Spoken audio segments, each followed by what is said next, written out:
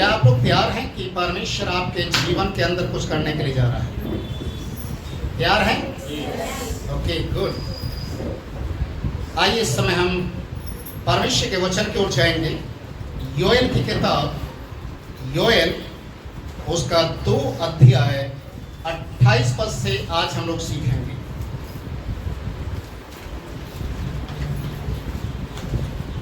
योएल की किताब 2 अध्याय 28 पद, पेज नंबर है 1063, 1063।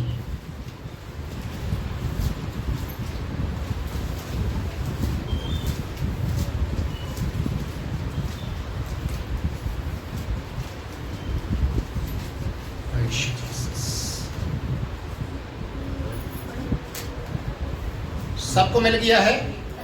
अगर नहीं मिला है तो कृपया करके आप लिखना शुरू करें, क्योंकि आज का वचन बहुत सारे लोगों के लिए, और मैं तो उम्मीद करता हूँ सबके लिए, जितने भी लोग यहाँ पर बैठे हैं, एक बहुत बड़े छुटकारे को लेकर आ रहा है, बहुत बड़े आशीष को लेकर आ रहा है। इसलिए अगर किसी को बाइबल खोलने में तकलीफ है, हालांकि इस वचन को हम YouTube पे भी डालेंगे, पर आप कोशिश करें एक एक वचन को, एक एक शब्द को सुनने के लिए कि परमेश्वर आज क्या करना चाहता है। दूसरा योएल की किताब 2 अध्याय उसका 28 पद, कोई भी एक जन ऊंची आवाज में पढ़े। योएल 2 उसका 28। उन बातों के बाद मैं सब प्राणियों पर अपना आत्मा उड़ेलूंगा। तुम्हारे बेटे बेटियां भविष्यवाणी करेंगे और तुम्हारे पुरनिये स्वप्न देखेंगे और तुम्हारे जवान दर्शन देखेंगे। Hallelujah, hallelujah. यहाँ पर क्या लिखा है? उन बातों के बाद परमेश्वर कुछ करने के लिए जा रहा है। उन बातों के बाद, कौन सी बातों के बाद? क्या परमेश्वर सिखाना चाहता है? क्या योएल के द्वारा परमेश्वर बातचीत करना चाहता है? योएल कहता है परमेश्वर इन बातों के बाद कुछ करने के लिए जा रहा है। कौन सी मुख्य बातें हैं?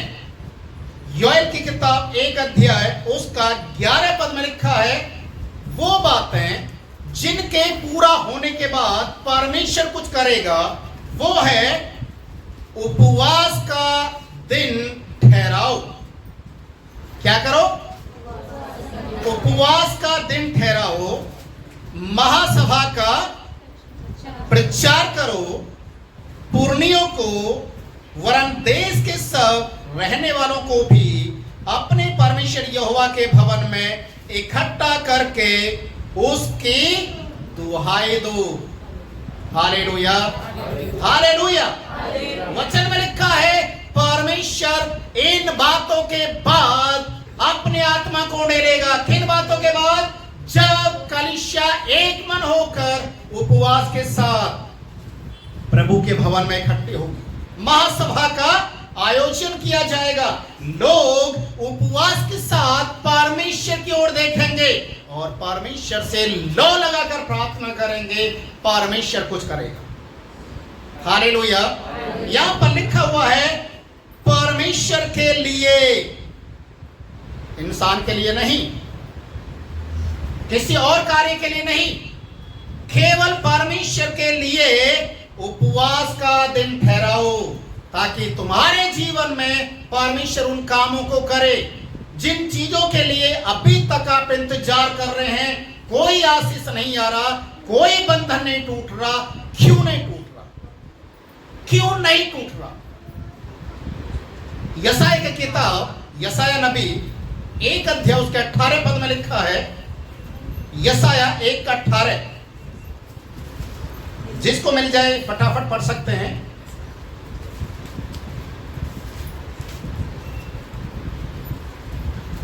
यहोवा कहता है, आओ हम आपस में वाद विवाद करें। तुम्हारे पाप चाहे लाल रंग के हों तो भी वे हिम के समान उजले हो जाएंगे, और चाहे अर्गवानी रंग के हों तो भी वे ऊन के समान श्वेत परमेश्वर कह रहा है कि आओ मेरे पास, तुम्हारे पाप कितने भी खतरनाक क्यों ना हो, कितने भी लाल रंग के क्यों ना हो, अर्धवानिक रंग के क्यों ना हो, तुम आओ तो सही। तुम अपने बोझों को उठा रहे हो, अपनी समस्याओं से जूझ रहे हो, तुम सोच रहे हो कि हमारा बोझ कौन उठाएगा, कौन हमें छुटकारा देगा, कैसे हमारा छुटकारा होगा। वचन में कहता है कि एक बार परमेश्वर के पास आओ तो सही, उपवास के साथ परमेश्वर के भवन में आओ तो सही। परमेश्वर आपके उन बंधनों को तोड़ेगा, उन पापों को जो लाल रंग के समान है उन्हें हिम के समान करने की सामर्थ्य रखने वाला परमेश्वर कहता है, मेरे भवन में उपवास का प्रचार करके मेरे भवन में लोगों को इकट्ठा करो। Hallelujah, hallelujah. परमेश्वर के लोग जब तक उपवास के साथ परमेश्वर के भवन में इकट्ठे नहीं होंगे, आप उपवास करते हैं, अकेले उपवास करते हैं, आप सालों साल उपवास रखना कोई फर्क नहीं पड़ने वाला, क्योंकि आप उपवास कैसा रखते हैं, आप सुबह से उपवास रखते हैं, शाम को खाना खाते हैं, भर पेट खाते हैं, और जितने टाइम का खाना छोड़ा है वो सारा ठोक ठोक कर खाते हैं। जब तक तीनों टाइम का खाना पूरा नहीं हो जाता तब तक पेट के ऊपर हाथ जब तक आप नहीं फहराएंगे तब तक आपको लगेगा हाँ अब मजा आ गया। जितना भी मैंने शरीर के अंदर कमजोरी को पाया, 2 टाइम या 3 टाइम का खाना छोड़ा, 1 टाइम का खाना छोड़ा, पूरा हो गया। या कितने लोग उपवास रख रहे हैं, सुबह जा रहे ड्यूटी, खाना नहीं खा रहे और काम करे जा रहे हैं, प्रार्थना के लिए तो टाइम नहीं है। ड्यूटी से वापस आते, भूख लग रही है खाना दे दो, भूख लग रही है खाना दे दो। घर वाले भी परेशान है, आज क्या होगा, क्योंकि सुबह से भूखा है। भूखा रहने से उपवास नहीं कहलाया जाता। हालेलुया। उपवास का मतलब है परमेश्वर के भवन में आओ, महासभा का आयोजन करो। ये सभा है, ये एक व्यक्ति के लिए नहीं है, ये सब लोगों के लिए है। और जब सब लोग एक मन होकर प्रार्थना करते हैं, परमेश्वर कुछ करेगा। Hallelujah, hallelujah. योएल की किताब उसका 2 अध्याय उसके 15 पद में एक बार और इसी चीज को उजागर किया गया है। और परमेश्वर का वचन यहाँ पर जो हमने देखा है कि परमेश्वर के लिए उपवास का एक प्रचार करो, दिन ठहराओ, ताकि मेरे लोग उपवास के साथ मेरे भवन में इकट्ठे हों। और दूसरा, जब आप उपवास करते हो तो कैसा उपवास होना चाहिए आपका?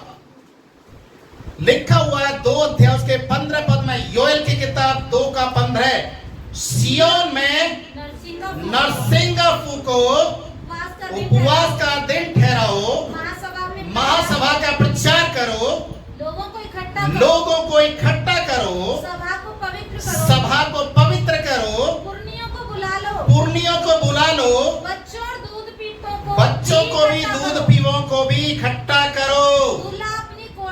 दूल्हा अपनी कोठरी से बाहर आ जाए, दुल्हन भी अपने कमरे से बाहर निकल आए। आपको घर में बैठने से उपवास नहीं होगा। आप काम कर रहे हैं, अपने स्थान में हैं, उपवास नहीं है। क्यों परमेश्वर को धोखा देते? वचन में लिखा है, नरसिंह को आपके अंदर जितनी ताकत है प्रभु के लिए लगा दो। उपवास का दिन ठहराओ, जरूरी है। ये दिन महीने में 1 बार होता है। महासभा करने का दिन महीने में 1 दिन होता है 24 घंटे के लिए। अगर इस महीने में 1 दिन 24 घंटे के लिए हम परमेश्वर के लिए अपने आप को तैयार नहीं कर पाए, प्रार्थना में भाग नहीं ले पाए, तो लानत है ऐसे विश्वासी को। ऐसा ही बोल रहा हूं, वचन में लिखा है। आपको परमेश्वर के भवन में आना पड़ेगा। लिखा है अगर किसी की शादी भी हुई है नहीं, तो भी दूल्हे को भी बाहर निकलना है, दुल्हन को भी बाहर निकलना है। घूंघट डाल के घर के अंदर घूमने से उपवास नहीं है। Hallelujah, hallelujah. प्रभु के लिए बाहर निकले, किचन में लगे हुए, सुबह से शाम तक लगे हुए, घड़ी को देख रहे हैं, आज हमने दोपहर का खाना छोड़ा है, शाम को तो खाना खाएंगे, सुबह का ब्रेकफास्ट छोड़ा है, लंच तो हम करेंगे। आप 5 मिनट दुआ के लिए समय निकाल रहे हैं और उसके बाद किचन में काटा पीटी में लगे हुए हैं, अच्छे अच्छे पकवान तैयार कर रहे हैं, अच्छी अच्छी चीजें बना रहे हैं, और घड़ी को देख देख कर जैसे ही आपका टाइम पूरा होगा, हाँ मजा आ गया, उपवास खत्म, खाना शुरू। उपवास प्रियो ये नहीं है, उपवास ये नहीं है। आप घड़ी को देखकर उपवास करते हैं। जितना समय प्रभु को देना चाहिए ना देकर आप अपने पेट के लिए आप इंतजाम करने में लगे हुए हैं।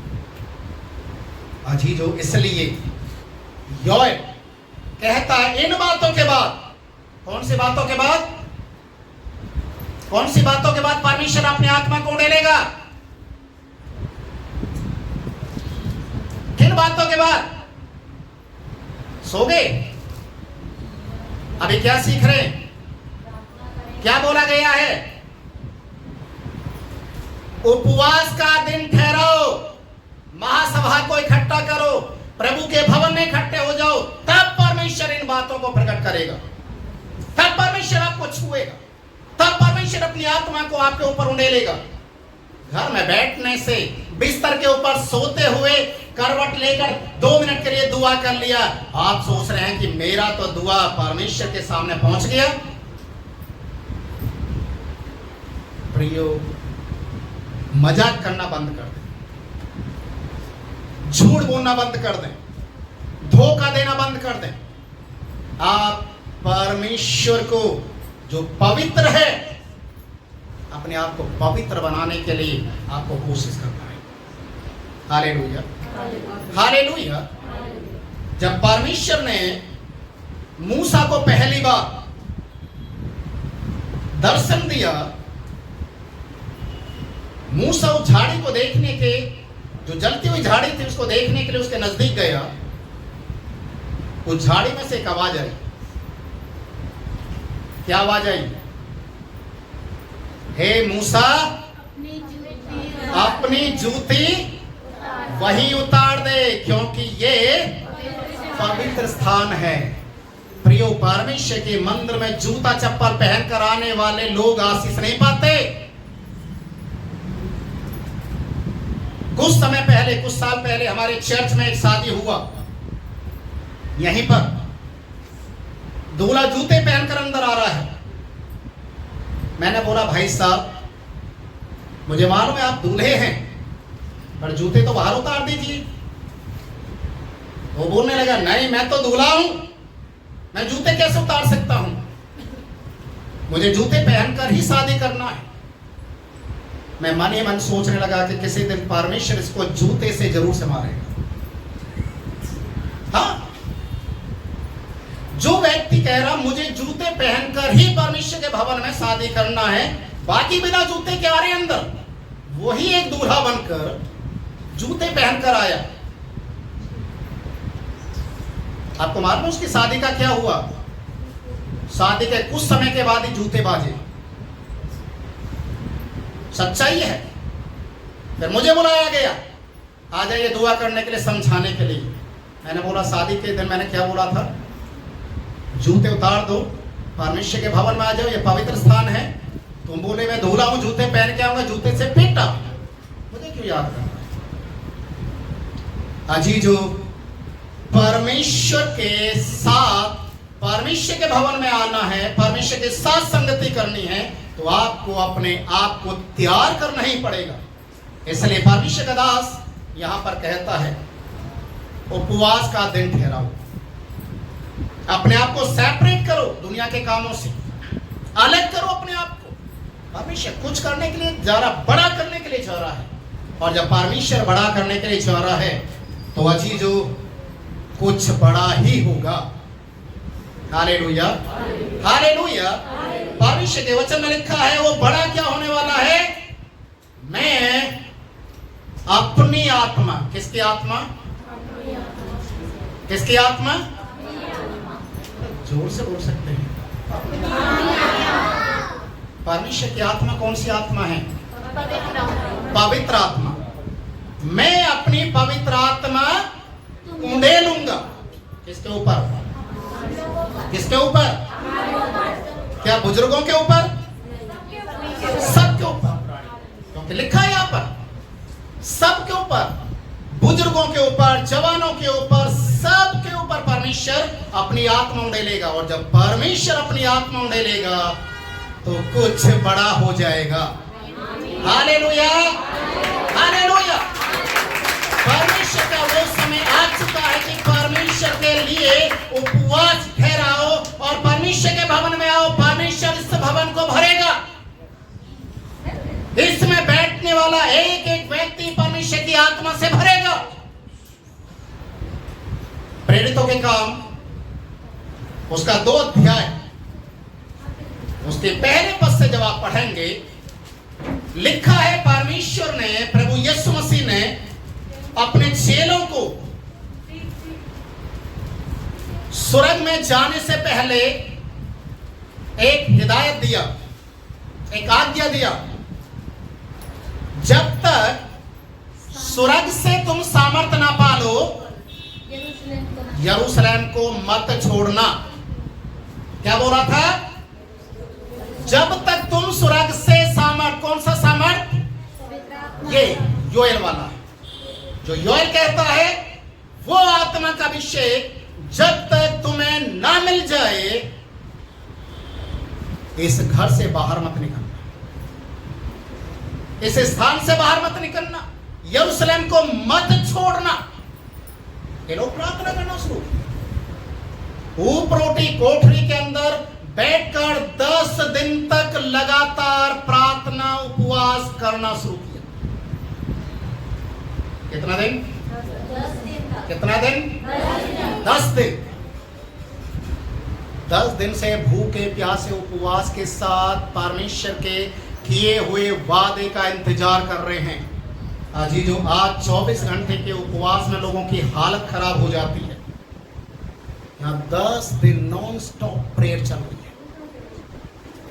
केवल एक ही परमेश्वर के नाम से उनके अंदर में एक इच्छा है, परमेश्वर मुझे भर दे, मुझे अभिषेक से भर दे, मुझे सामर्थ से भर दे, मुझे तेरी आत्मा की भरपूरी चाहिए। और प्रार्थना कर रहे हैं, परमेश्वर के सामने प्रार्थना कर रहे हैं। 1 दिन नहीं, 2 दिन नहीं, 3 दिन नहीं, 10 दिन तक। Hallelujah, hallelujah. 10वें दिन क्या हो गया? क्या हो गया? प्रेरितों के काम 2 अध्याय आप पढ़िए जरा, 1 से 3 पद तक आप पढ़ें।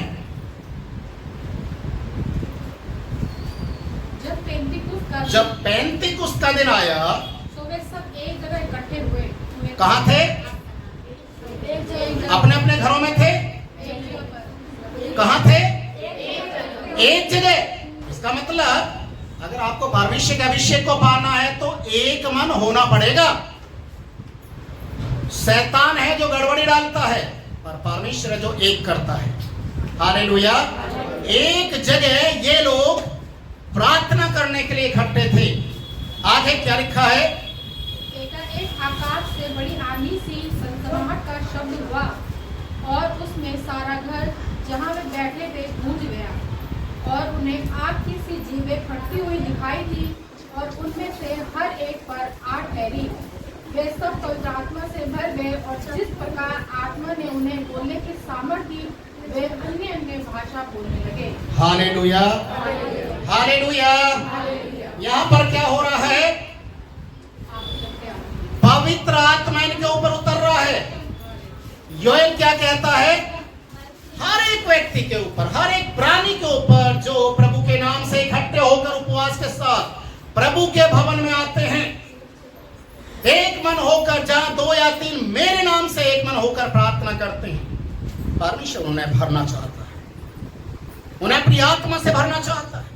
और यहां पर लिखा है इन लोगों ने 10 दिन तक उपवास के साथ प्रार्थना करना शुरू किया, करते रहे और परमेश्वर के किए हुए वादे का इंतजार किया। हालेलुया। पेंतीकोस्त का दिन अर्थात 50वां दिन, यीशु मुर्दों में से जी उठने के बाद कितने दिन इस दुनिया में रहा? 40 दिन। 40 दिन। और 40 दिन में यीशु मसीह ने क्या सिखाया? ढाढ़स बांधो, डरो मत ना, मैं जिंदा हूं, मैं जिंदा हूं। और यीशु ने अपने आप को उनके ऊपर प्रकट किया, उनके साथ खाना खाया, उनके साथ चला फिरा, अपने शरीर को छूने के लिए उनको बोला। और बाइबल में लिखा है 40 दिन लग गए यीशु मसीह को अपने सारे चेलों को इकट्ठा करने के लिए और उनके ऊपर अपने आप को प्रकट करने के लिए कि मैं जीवित हूं। Hallelujah, hallelujah. जब 40 दिन यीशु को लग गए और 40वें दिन जब यीशु स्वर्ग में गया तो ये बोल कर गया था, इकट्ठे हो जाओ, एक मन हो जाओ और जैसा योएल कहता है प्रभु के लिए उपवास का दिन ठहरा कर इकट्ठे होकर प्रार्थना करो, परमेश्वर अपनी सामर्थ को मिलेगा। Hallelujah, hallelujah. परमेश्वर के वचन में लिखा है ये लगातार प्रार्थना करते रहे और जिस दिन पेंतीकोस्त का दिन आ गया अर्थात 50वां दिन आ गया, यीशु के जी उठने के 50वां दिन पवित्र आत्मा प्रकट हो गया। हालेलुया, पवित्र आत्मा प्रकट हो गया। अब ये लोग जो डरे हुए थे, ये लोग जो भय खाए हुए थे, ये लोग जो उस समय जो रोमी साम्राज्य की ओर से जो ऐलान किया गया था, वहां पर एक नियम को पारित कर दिया गया था, कोई भी यदि तुमसे कहे यीशु जिंदा हो गया है तो विश्वास मत करना। अगर कोई बहकावे में आ जाए या कोई तुम्हें गलत बोले, शिक्षा दे, आप उसे हमारे पास लेकर आना, हम आपको इनाम देंगे और ऐसे झूठ बोलने वाले लोगों को सजा देंगे।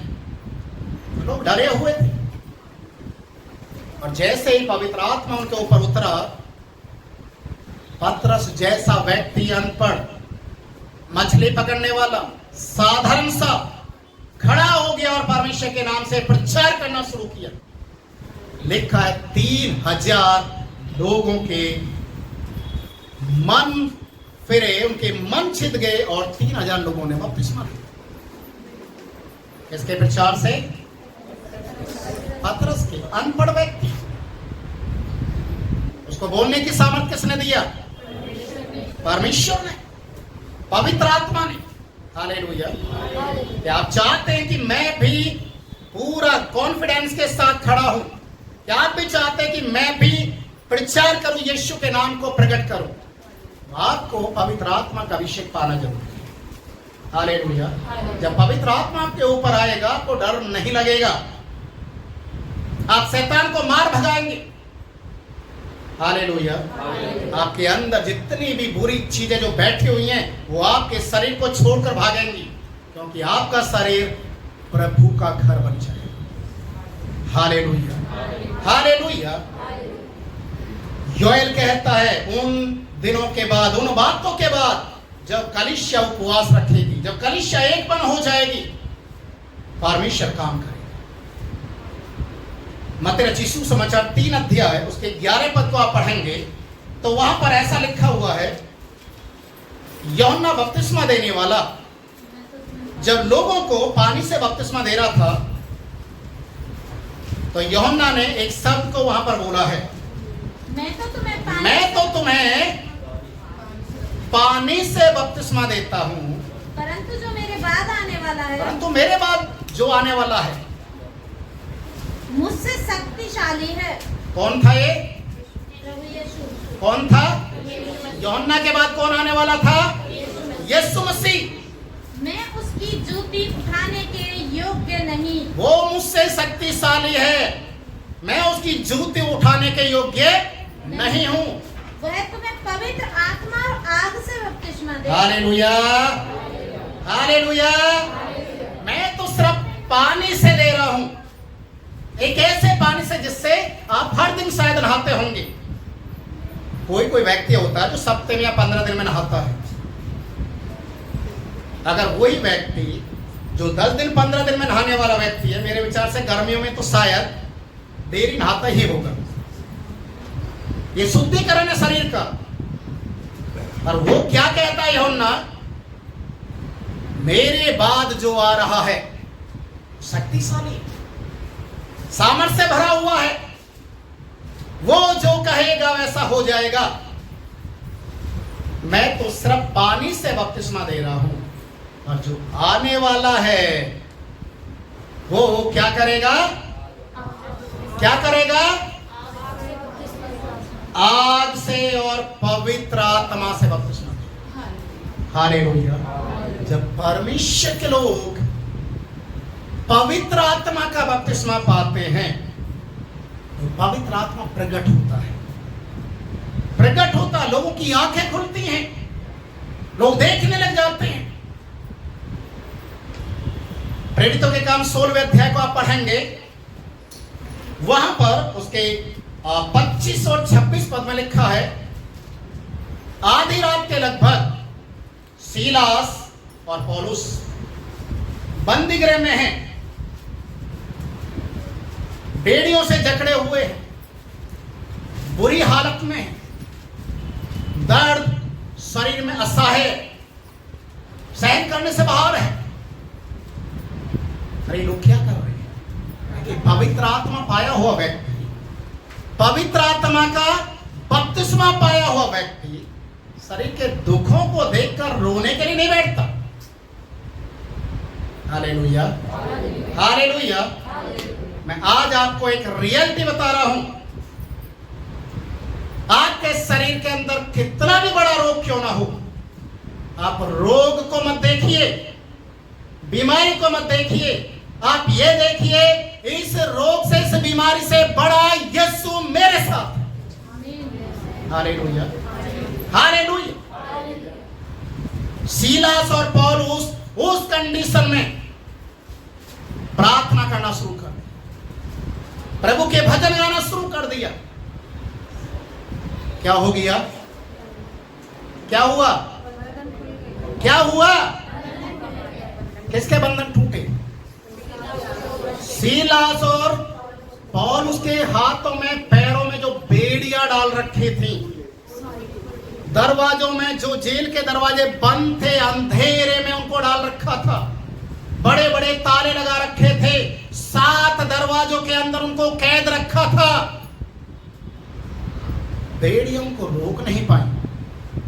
हालेलुया। अंधेरे में वो अपने आप को छिपा नहीं पाए, क्योंकि जब परमेश्वर के लोग उपवास के साथ प्रार्थना करते हैं, पवित्र आत्मा का बपतिस्मा पाए हुए लोग जब परमेश्वर को याद करते हैं, बंधन टूट जाते हैं। हालेलुया, बंधन टूट जाते हैं। अजी जो यहां पर यही हो रहा है, इकट्ठे हो जाओ, उपवास के साथ परमेश्वर के भवन में आ जाओ, एक मन होकर परमेश्वर को पुकारो, नरसिंगा फूंको, ऊंची आवाज से प्रभु के महिमा को करो। सीलास और पौलुस कौन सी आवाज को निकाल रहे थे मुंह से? रोने की आवाज थी? करहाने की आवाज थी? कैसी आवाज थी? Hallelujah, hallelujah. बंधन टूटे, पवित्र आत्मा को लोगों ने महसूस किया, भूकंप आ गया, वहां पर दीवारें हिलने लगी, क्योंकि जब अभिषेक आता है तो बंधन टूटते हैं। Hallelujah, hallelujah. एक बार पतरस एक अन्य जाति व्यक्ति के घर में जाता है जिसका नाम कुरनेलियुस है, और परमेश्वर उसको कहता है कि तुझे कुरनेलियुस के घर में जाना है। और पतरस कहता है मैं नहीं जाऊंगा, क्योंकि वो अन्य जाति है, वो दूसरी जाति का है। हमें आज्ञा मिली है कि हम अपनी ही जाति के लोगों के पास जाएंगे, दूसरी जाति के पास नहीं जाएंगे। और परमेश्वर क्या कहता है, तुझे जानना है तो कौन होता है जो जातियों का भेद करके मेरे कार्य को रोक सकता है? जो मैं कहता हूं वैसा कर। वो उस दर्शन को समझने के लिए, परमेश्वर की बात को समझने के लिए टाइम लगाता है। वो समय नहीं है कि मैं पूरी कहानी को आपको बताऊं, पर लिखा है प्रेरितों के काम उसके 10वें अध्याय को आप निकालेंगे तो उसके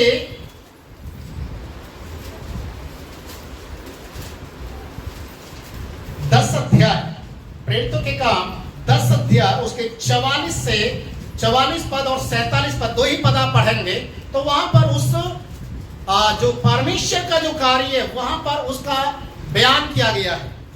मैं पूरी घटना को ना बताकर सिर्फ इन 2 वचनों की ओर आपका ध्यान दिलाऊंगा। 44 पद कोई भी जन पढ़े, प्रेरितों के काम 10 अध्याय उसका 44 पद। पतरस ये बात कह ही रहा था। पतरस ये बात कह ही रहा था। कौन सी बात पता है? जो कुरनेलियुस को स्वर्गदूत ने बोला, पतरस को स्वर्गदूत के द्वारा ये संदेशा मिला तुझे उनके घर में जाना है। जब वो यीशु के बारे में उनके बीच में बोलना शुरू किया, क्या हो गया? पवित्र आत्मा वचन के सब सुनने वालों पर उतर आया। पवित्र आत्मा क्या किया? सब सुनने वाले लोगों के ऊपर आ गया। आज जो ये बिना बपतिस्मा लिए हुए लोग हैं, अन्य जाति लोग हैं, और जब परमेश्वर देने पर आता है तो इसके 47 पद को भी आप पढ़ लीजिए। क्या कोई जल की रोक कर सकता है? किसकी? जल की। जल, पानी। जब बारिश का पानी आता है तो उसको कोई रोक नहीं सकता। वो अपने सामने आने वाली सारी दीवारों को तोड़ देता है, समतल कर देता है। पतरस कहता है क्या कोई जल को रोक सकता है? ये बपतिस्मा ना पाए, ये बपतिस्मा ना पाए जिन्होंने हमारे समान पवित्र आत्मा पाया है। हमारे समान पवित्र आत्मा पा लिया। हम तो प्रभु के घराने के कितने सालों पहले हो चुके थे। हमने तो प्रभु को अंगीकार किया, मन फिराया, यीशु के साथ 3.5 साल तक उसके शिष्य बनकर रहे, बड़े बड़े कामों को देखा। तब भी हमें 10 दिन तक उपवास के साथ बैठना पड़ा ताकि पवित्र आत्मा हमें मिल जाए। परमेश्वर अद्भुत परमेश्वर है। हमें इतना टाइम लगा दिया, इनको वचन सुनते सुनते ही भर दिया। Hallelujah, hallelujah. परमेश्वर कुछ करने के लिए, हालेलुया। कुरनेलियुस के घर, उनके पूरे घराने के ऊपर पवित्र आत्मा क्यों उतरा? आप घर में जाकर प्रेरितों के काम 10 अध्याय 1 से 4 पद आप पढ़ लेना, आपको समझ में आ जाएगा कि पवित्र आत्मा क्यों उतरा। हालेलुया। आज लोगों का जीवन ऐसा नहीं है, इसलिए सारी रुकावटें हैं, इसलिए आशीष नहीं है, इसलिए बंधन नहीं टूट रहे, इसलिए बीमारी शरीर को छोड़कर नहीं जा रही, इसलिए घर की परिस्थिति नहीं बदल रही, इसलिए हमारे कर्जे जैसे के तैसे बने हुए हैं, हमारी परिस्थितियों में कोई बदलावट नहीं है। कारण पवित्र आत्मा को काम नहीं करने दे रहे। हालेलुया। प्रभु के भवन में उस मन से नहीं आ रहे जैसा आना चाहिए। कुरनेलियुस के घर के अंदर इतिहास में पहली बार, प्रेरितों की सेवकाई के अंदर पहली बार ऐसे लोगों ने बिना बपतिस्मा पाए पवित्र आत्मा पाया। ये इतिहास के अंदर, सेवकाई के अंदर, प्रेरितों के काम के अंदर, प्रेरितों की जितनी भी सेवकाई थी, पहला आश्रय क्रम हुआ है। हालेलुया। लोग पहले प्रभु को अंगीकार करते हैं, फिर मन फिराते हैं, फिर बपतिस्मा लेते हैं, उसके बाद पवित्र आत्मा पाते हैं। पर यहां पर ऐसा कुछ नहीं है। Hallelujah, hallelujah. योएल क्या कहता है इन बातों के बाद? कौन सी बातों के बाद? कौन सी बातों के बाद परमेश्वर अपनी आत्मा को डेरेगा? कौन सी बात? उपवास और खाली उपवास घर में रखेंगे? एक एक करके अगर बोलेंगे तो समझ में आएगा। खिचड़ी मत बनाइए। क्या करेंगे? चर्च में इकट्ठे होंगे उपवास के साथ और एक मन होंगे प्रभु के भवन में और ऊंचे शब्द से गला खोलकर प्रभु की महिमा करेंगे प्रभु के भवन में। हालेलुया। तब परमेश्वर अपनी आत्मा को डेरेगा। अजी जो जब तक ये तीन कार्य आपके जीवन में नहीं होंगे, आप घर में सालों साल उपवास रखिए, कोई फर्क नहीं पड़ेगा। कोई फर्क नहीं पड़ेगा। आपका परिवार उपवास रख रहा है, चर्च में किसी को पता नहीं, चर्च के पास्टर को पता नहीं कि आप उपवास रख रहे हैं, उसका कोई रिजल्ट आने वाला नहीं।